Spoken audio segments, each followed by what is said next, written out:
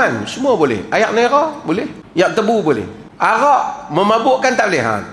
Bukan kata semua tak boleh, kena cari dalil. Kenapa kau makan burung puyuh? Apa dalil makan burung puyuh? Tak ada. Apa dalil kau nak kata tak boleh makan burung puyuh? Dia kena macam tu. Apa dalil boleh pakai baju Melayu? Mana boleh macam tu? Apa dalil tak boleh pakai baju Melayu? Kerana pakaian. Pakai baju Melayu boleh, baju kurta boleh, pakai baju jubah pun boleh. Islam benda ni dia luas. Seseorang yang kata tak boleh, dia mesti mendatangkan dalil tak boleh.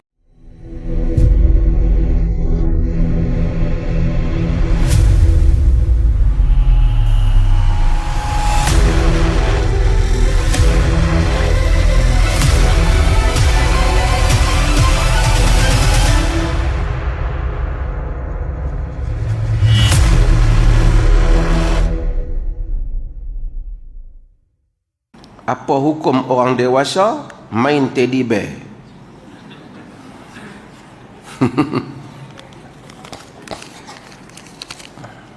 Dah orang Malaysia main teddy bear.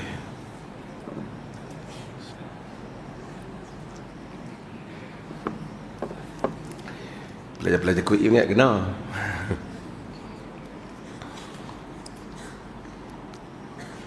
Saya nak beri pandangan, tuan-tuan nak kena ada pandangan, nak kena ada gambaran terhadap hukum, dasar hukum dia dalam perkara-perkara muamalah dalam agama. Islam ini di dalam perkara ibadat mahdah, ibadah yang ada kifiat dia, yang dia strict. You tak boleh amal melainkan adanya dalil. You tak boleh buat reka semayang sendiri, tambah rakaat semayang, tambah amal. Yang ni tak, yang ni dia setting ni telah Allah buat turun.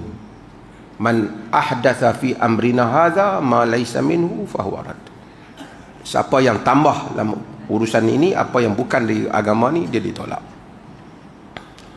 Okey.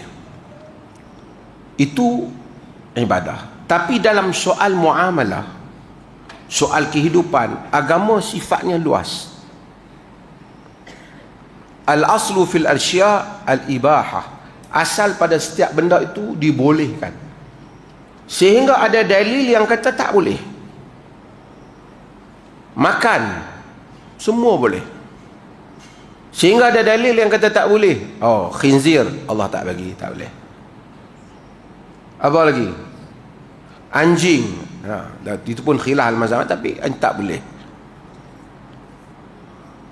Benda-benda yang disebut, yang dilarang, mayat, bangkai, semua ni tak boleh. Minuman semua boleh. Ayak nera boleh. Ayak tebu boleh. Arak memabukkan tak boleh. Bukan kata semua tak boleh, kena cari dalil. Kenapa kau makan burung puyuh? Apa dalil makan burung puyuh? Tak ada. Apa dalil kau nak kata tak boleh makan burung puyuh? Dia kena macam tu. Apa dalil boleh pakai baju Melayu? Mana boleh macam tu? Apa dalil tak boleh pakai baju Melayu? Kerana pakaian. Pakai baju Melayu boleh, baju kurta boleh, pakai baju jubah pun boleh. Islam benda ni dia luas. Seseorang yang kata tak boleh, dia mesti mendatangkan dalil tak boleh. Macam itulah tarian, nyanyian dan seumpamanya. Begitu juga permainan. Permainan asalnya boleh, sehingga ada dalil yang menunjukkan tak boleh. Okey, Islam dia tak mau patung ni. Apa-apa saja yang membesarkan patung. Tetapi nampaknya ada pengecualian kepada patung-patung yang dibuat untuk permainan. Aisyah radhiyallahu anha meriwayatkan dia pernah bermain dengan patung, dengan kawan-kawan dia, dan Nabi sallallahu alaihi wasallam melihat. Di dalam riwayat Abu Dawud, Imam Ahmad, Nabi lama qadima min ghazwatit Tabuk, bila Nabi pulang daripada perang Tabuk, Nabi balik rumah, Nabi tengok di rumah baginda sallallahu alaihi wasallam, Aisyah ni dia ada himpunan permainan dia.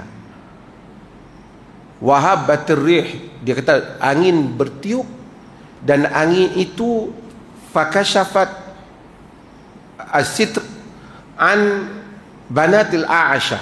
Dia tersingkap permainan-permainan yang mainan Aisyah. Aisyah ni isteri Nabi, dia muda. Tapi masa balik perang Tabuk tu, Aisyah dah bukan budak-budak dah. Aisyah dah balik. Tapi dia ada permainan dengan dia. Pasal perang Tabuk. Perang Khaybar pun Aisyah dah lebih kurang 14 tahun. Itu kalau kita nak kira balik umur. Wanita balik tak semesti 14 tahun, 15 tahun. Mungkin balik sebelum itu lagi. Bila haid dia balik. Jadi Nabi tengok ada permainan Aisyah. Ada sejumlah permainan. Dan Nabi tengok wara'a farsan lahu. Nabi tengok kuda ada 2 sayap, janahan, kuda yang ada 2 sayap. Bila Nabi tanya Aisyah ni apa dia, Aisyah kata mainan dia. Nabi kata ma hadzal ladzi wastahun, apa yang di tengah tu? Faras. Aisyah kata kuda. Mal ladzi alaihi, apa yang ada atas kuda tu? Janahan, 2 sayap. Nabi kata fars lahu janahan, kuda pun ada 2 sayap. Nabi kata, dia kata ama alimta anna li Sulaiman khailan la ajnihah, kau tak tahu kau Nabi Sulaiman ada kuda, bagi dia itu banyak sayap. Dia kata fadhahika Rasulullah sallallahu alaihi wasallam, Nabi ketawa sehingga Aisyah kata aku nampak gaham Nabi. Hadis ni menjadi perbincangan di kalangan para ulama. Di kalangan para ulama kata Aisyah ketika itu dibenarkan kerana dia masih belum balik. Al-Khattabi antaranya yang kata kerana Aisyah belum balik. Dengan itu maka mainan kanak-kanak ni boleh main, kuda ke binatang ke apa boleh main, dengan syarat belum balik. Tapi Al-Imam Ibn Hajar Al-Asqalani ketika dia membahaskan hadis ni, dia kata nak kata belum balik tu, nak putus belum balik itu susah juga tu. Sebab kata dia masa perang Khaybar pun umur Aisyah dah 13, 14. Ini perang Tabuk. Itu kalau nak ukur balik dengan umur. Jadi pada logiknya Aisyah telah pun balik. Kalau Aisyah telah balik, dia masih bermain dengan permainan yang bersifat binatang, dibenarkan, maka lelaki ataupun wanita yang balik boleh bermain dengan benda-benda yang bersifat permainan ni sekalipun belum balik, sekalipun selepas balik, dengan syarat benda tu bukan diagungkan tapi untuk dijadikan permainan. Tapi apa kejadah sampai ketua duk main mainan tu satu cerita lain lah. Tapi maksudnya